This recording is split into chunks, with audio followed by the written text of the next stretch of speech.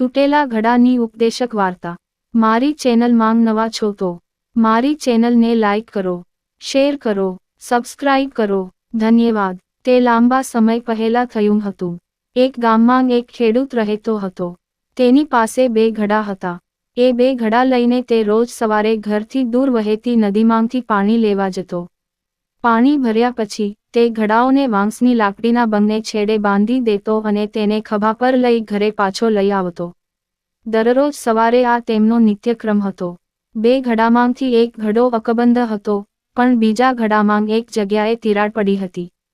તેથી જ્યારે પણ ખેડૂત નદીમાંથી પાણી એકત્રિત કરીને ઘરે પહોંચે છે, ત્યારે એક ઘડો પાણીથી કિનારે ભરેલો રહે છે અને બીજા ઘડામાંથી પાણી ટપકવાને કારણે તે ઘડો અડધો ખાલી રહે છે।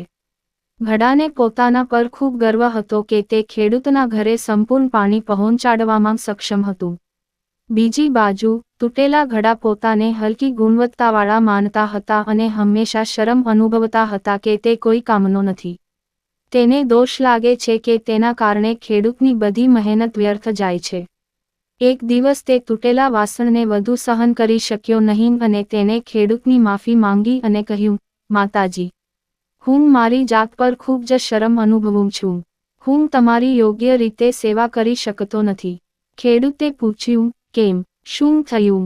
ઘડાએ કહ્યું, ધણી, કદાચ તમે એ હકીકતથી અજાણ છો કે હું એક જગ્યાએ ફાટી ગયો છું અને હું નદીમાંથી ઘરે પહોંચું ત્યાં સુધીમાં મારું અડધું પાણી બહાર નીકળી જાય છે।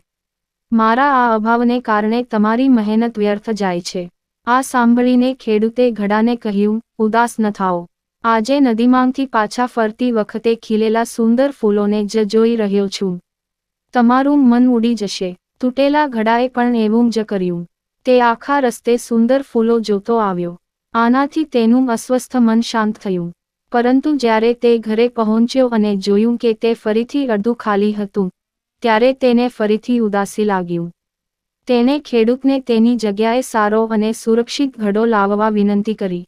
આ સાંભળીને ખેડૂતે કહ્યું, તમે નોંધ્યું છે કે જે વાંસ સાથે તમે બાંધેલા છો તેની બાજુમાં સુંદર ફૂલો ખીલે છે, જ્યારે રસ્તાની બીજી બાજુ સૂકી જમીન છે।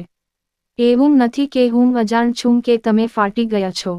આ જાણીને મેં રસ્તાની એ બાજુ સુંદર અને રંગબેરંગી ફૂલો વાવ્યા। જ્યારે હું નદીમાંથી પાણી લાવું છું, ત્યારે તે ફૂલો તમારા દ્વારા પાણી મેળવે છે અને તેઓ હંમેશા તે માર્ગને લીલો રાખે છે। તમારા કારણે જ એ રસ્તો સુંદર બન્યો છે। તેથી તમારી જાતને ઓછો આંકશો નહીં। બોધ, કોઈ ઊંચું કે નીચું નથી હોતું। આ દુનિયામાં દરેક વ્યક્તિની ભૂમિકા હોય છે, જે દરેક લોકો ખૂબ જ સારી રીતે કરી રહ્યા છે। તેથી આપણે તેને જેમ છે તેમ સ્વીકારવો જોઈએ અને તેની નબળાઈઓને બદલે તેના સારા ગુણો પર ધ્યાન કેન્દ્રિત કરવું જોઈએ। પૂરી વાર્તા સાંભળવા માટે ધન્યવાદ।